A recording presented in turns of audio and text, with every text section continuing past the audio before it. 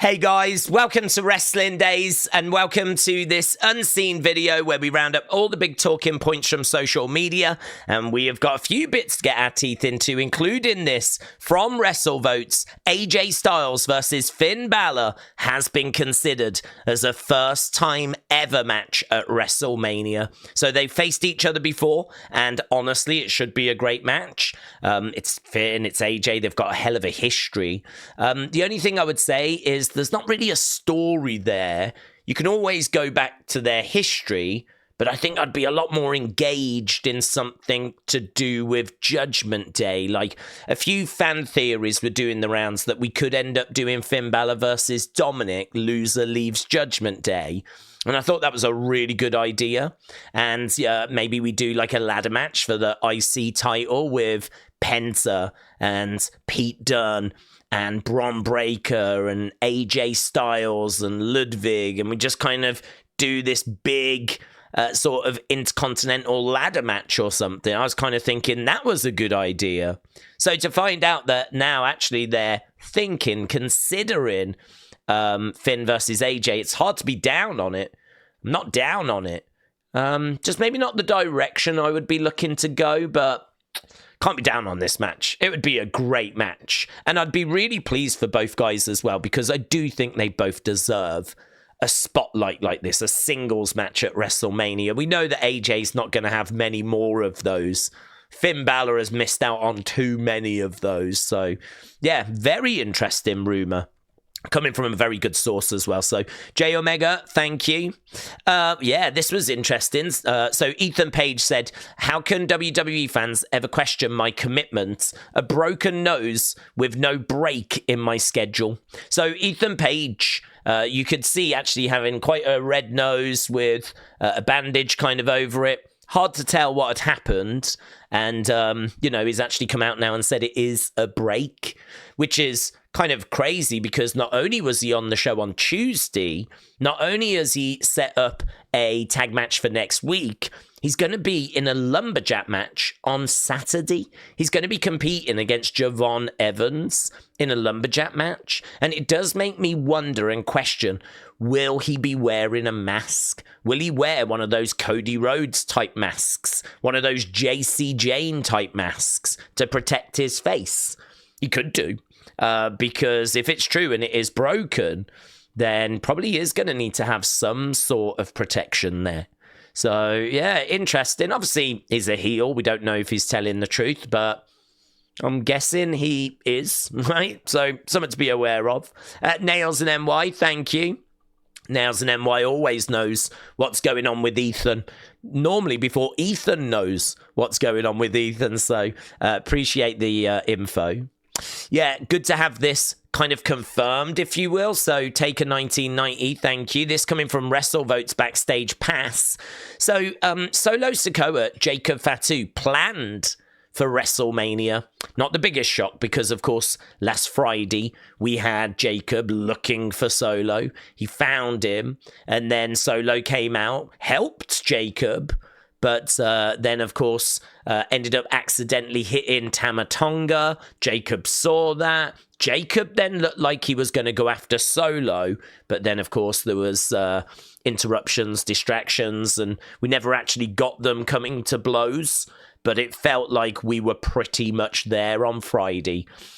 So to find out the plan is that it's going to be Solo versus Jacob is maybe not the biggest shock, but it's good to have kind of like a confirmation as to where we're heading. And honestly, I mean, the only thing I'd say with this is brilliant, because I do think that Solo needs to get a bit of his aura back. And he can do that by looking good against Jacob in the builds. But I think ultimately Jacob's going to get the win. He's going to get the win. He should get the win. And I hope the loss doesn't bury Solo too much. Solo was a badass when he was the enforcer of the bloodline. When he would stand in the background looking at his thumb and like Heyman was all nervous around him. This was before Jacob came in, of course. But as soon as we put him in charge of the bloodline, his aura just felt like it fell away. And certainly when Jacob came in and had crazy aura, that didn't help either. So I think the booking of this is going to be very interesting. I think you've got to find a way of making them look like both of them are badasses. Really, you want the crowd going, this is awesome. You just need it to be bonkers. You need it to be brutal. There needs to be blood in this thing. Like, there needs to be, like, broken rings. It needs to be just destruction everywhere. Everywhere. I honestly, booking this is going to be hard because neither can really afford to take the L, but someone's got to take it, and I've got to think it's going to be Solo. So, very interesting. Looking forward to watching how they build this. Yeah, I don't know about this one. This is coming from Monopoly events. They're the people that put on, like, the Comic Cons and everything. So, according to JDC Fandango, he was in a conversation with Shawn, and Shawn said he's got 1 or 2 matches left in him. Now, that could be a comment like, oh, be careful. I've still got 1 or 2 matches left in me, you know. You know, a little bit of a throwaway line, you know, that you don't take serious. Or was it something that was a bit more serious? Like, is it something that he's given a bit of thought to?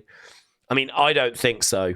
I personally don't think so. But then we saw him deliver a super kick to Kevin not that long ago. And people went crazy over that.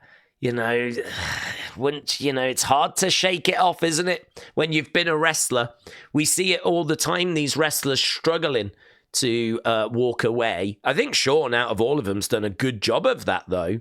I mean, they really had to convince him to come back for that DX against Brothers of Destruction fiasco, right? He didn't want anything to do with that.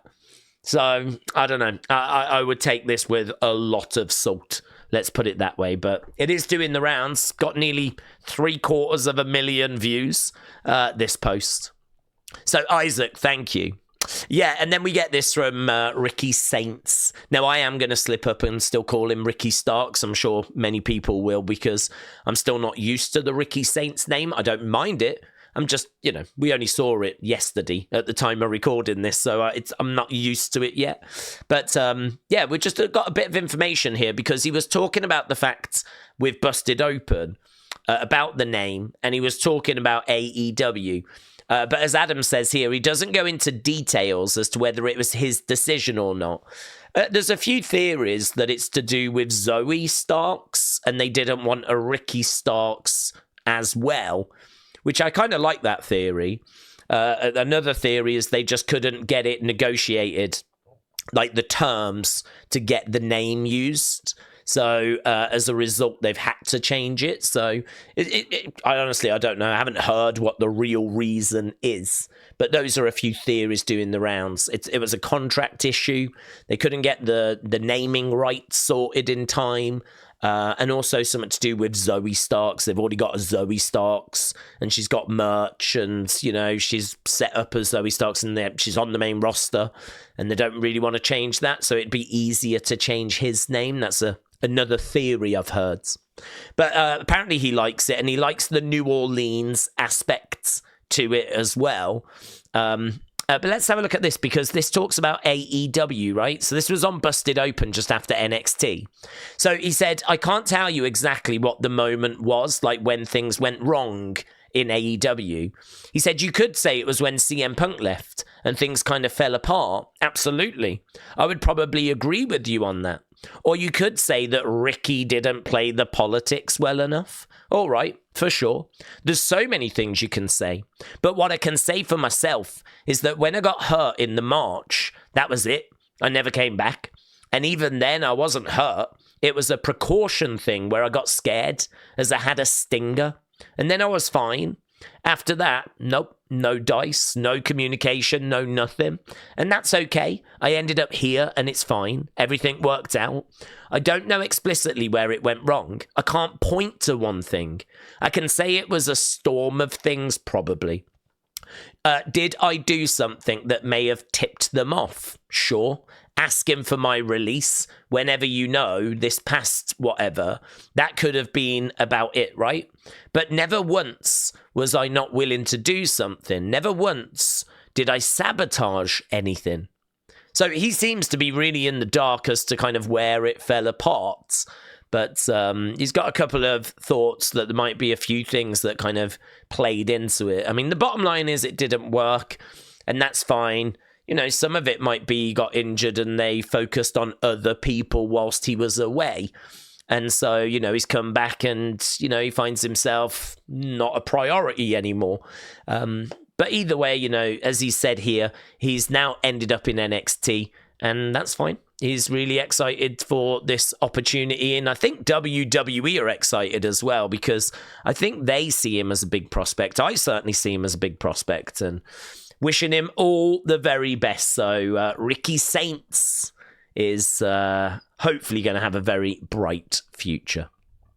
Right, let's go over to fun, shall we? So here's a little clip of Rhea and Buddy Matthews. They're at some sort of all-you-can-eat or eat as much as you can sort of competition thing. Buddy's going to tell us why he struggled, where he struggled, and just tell us what Rhea had. It's just a little glimpse, I suppose, of what these two are doing outside of WWE and AEW. I don't know where this restaurant is, though. I mean, this could be Australia, this could be America, like, this could be anywhere. All right, so I fucked up. Started with the burger, tried to go really fast, and it filled me up. So I didn't get to do this. Jimmy finished it. Well done, Jimmy. Round of applause. Thanks for coming. Thanks for being here, guys. Thank you so much. Thank you, Milky Lane, for having us. Also, you guys are amazing, so appreciate you guys very much. Thank Absolutely. You. Did fantastic. The wife had the Vegemite spring rolls. Yeah. They're absolutely Big fan. incredible. Big fan. The burger was like you said before, Yeah. the best burger that we've ever had. Probably the best burger I've ever had in my life. Yeah. The bacon, the beef, the barbecue sauce. Not a barbecue sauce fan. Best burger I've ever had. So thanks so much for having us. And yeah, fucking. Thank you guys. There we go. So I'm guessing they got invited here to try the food and try this challenge and all that kind of stuff. So I just watched that and I was like, yeah, it's just cool to kind of see them outside of that bubble, if you will, you know, not being characters, literally just being themselves. So I thought that was a fun little clip. So Daniel, thank you. This is also a fun little clip. So this is from Celtic Workouts, Sheamus's channel. And he says, after about 10 pints of Guinness, I'm the world's best salsa dancer. So here he's showing Penta his moves. And Penta's like, oh, you got to slow it down. You got to slow it down. And so we get these two, like, salsa dancing. Look at this moment right here. He's like, you're so fast on the weights, but you got to slow it down in the dance. Yeah, look at this, like this, yeah? Come on, that's a great clip. The other thing we find out as well is that he's tore his bicep. Apparently he tore it years ago, never got it fixed, just sort of left it. And, I mean, I'm guessing it sort of repaired itself, but probably not properly. I mean, he's doing weights and everything absolutely fine, but, yeah, like he tells that story about how he's tore his bicep. I've seen actually a few news outlets going, WWE superstar tears their bicep, but it's like, this was years ago. He tore it years ago, but it's just, he's never dealt with it. He's never had, like, you know, got it fixed or anything. I mean, it's pretty bonkers, actually. So, yeah, Penta on the Celtic workout thing. So, Kimberly, thank you. Yeah, so Gunther, do you remember he said, me wrestling in front of you guys is like reading Shakespeare to a dog. And so here, look, the AI generated, I'm guessing, to use deodorant or not use deodorant, that is the question.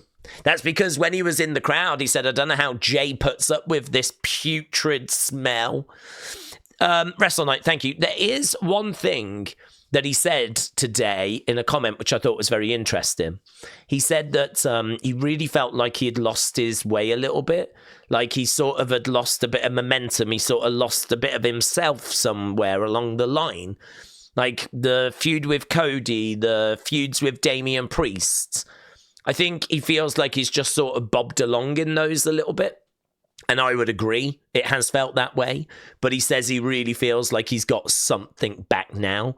He's kind of found something that he had lost. And I think that's showing as well. Like him coming through the crowds, berating the crowds, like really talking down to them.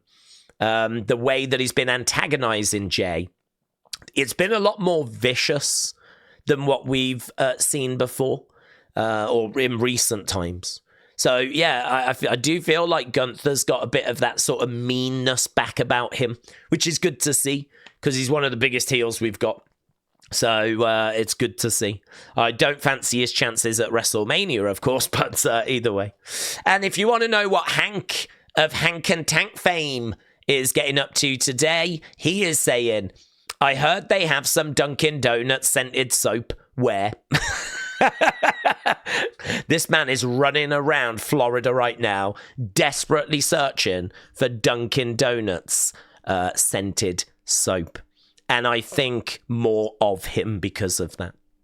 Right, Bayley said me, just wanting someone to touch my face. So cute, like this. This is such a fun picture because it's sort of like she's in the crowd as a fan and she just sort of turning around and someone's captured the moment of this boomer coming over to this boomer and like hand on the face and she's just sort of like, oh, I wish that was me. The only problem is, if you put out a comment like that on social media, you are going to attract a lot of crazy people. So I would imagine that she has now been bombarded with people like, literally, Bayley, where are you? I can touch your face like that, just like that. I'm on my way. I'm on my way. I'm in the car right now. Are you still at that arena? I'm outside the arena. Bayley, I'm actually inside the arena. Where are you? Still in that same seat? I've managed to figure out where it is and I can't see you, Bayley. I've brought my hands along to touch your face as well, Bayley. You've got to be careful with comments like this. Because there's a lot of people out there, yeah, that won't think twice about doing that. Right, there we go. The Lumberjack match this Saturday. As we said, Ethan Page will face Javon Evans in a house show. I think there might be a bit of truth to this, you know. Gunther, right? This was Male Sport. Said, I'm not interested in wrestling Jey at WrestleMania. I was looking for someone who is one of the last few remaining guys on the roster that I would say is maybe one step ahead of me. And it would have been nice to have been in there with one of them to bring them down an inch and make a step up. So I actually think there's probably some truth in that. He's beaten Jey 3 times. Jey's a big star. And it's going to be a big match, but any match Gunther was going to be in was going to be a big match. He's the world heavyweight champion. So, like, I think he wanted a Punk. I think he wanted a Cena. You know, I think he wanted one of those names. But instead, he's got Jey, someone he's beaten 3 times already. And I don't know, I could totally believe there being a little bit of truth in there. But equally, he's doing his job right by sort of playing Jey down. Like, he doesn't stand a chance of already beating him. This is no challenge for me. I don't fancy his chances at WrestleMania, as I said. I think Jey wins this title. I think Jey should win this title, to be honest, because, you know, I don't think you can go 4-0 against, like, Gunther. That's not a good look. And certainly losing at WrestleMania as well. Not a good look. So, yeah, I think Jey's going to get the win. So it could be Gunther doing what he should be doing. Could also be a little bit of truth in there. But listen, Jey is super over. Let's not make any mistake about that. Right, yeah, so I've put this in because I saw people talking about this. So loads of comments about this gear. Yeah, we've already covered it. It's based on Bring It On and the cheerleaders and everything. But Alexa Bliss said, I love this. Ha ha. So Alexa Bliss, people are saying, like, does that show that she's not like a dark character? Because she's just really reacting like herself there. But I don't know. It's always hard to read into that, isn't it? I think genuinely she's probably seen this film quite a few times, loves this gear, and she's just literally said, I love this because she means it. I don't know that there was any thoughts like, okay, I'm back now. I need to be in character. Wyatt 6 or this guy. I don't think she thought that. I think she was just like, oh my God, I love this. I think that was it. So, but yeah, there's been a bit of chatter about Alexa leaving that comment. Yeah, also a lot of chatter about Moose. So Nia was full of praise for Moose coming in. So was Natalia, lots of other people as well. Agus said, watch out, Nia. You're going to get cancelled for supporting Moose. They will come crying to criticize you, lol. They can't stand to see a person be successful. Nia said, I don't give a shiz. I've watched this man work his ass off for over a decade. He's one of the most athletically gifted and kindest people. I wish nothing but the best for him, and this match will be incredible. So, yeah, lots of talk around Moose coming in. My understanding is that he was involved in some allegations about domestic abuse from like 2009. I'm not sure if he was ever found guilty of that or not, but that understandably seems to have been something that has kind of stuck with him and followed him.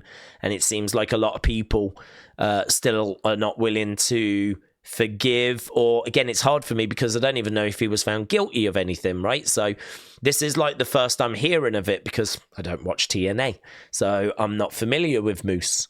So I've seen a lot of conversation online, shall we put it that way? Like people saying he's a trash human, he shouldn't be given this platform, people saying it's a load of rubbish, he's amazing, he absolutely deserves this. So unsurprisingly, there is a war raging on social media.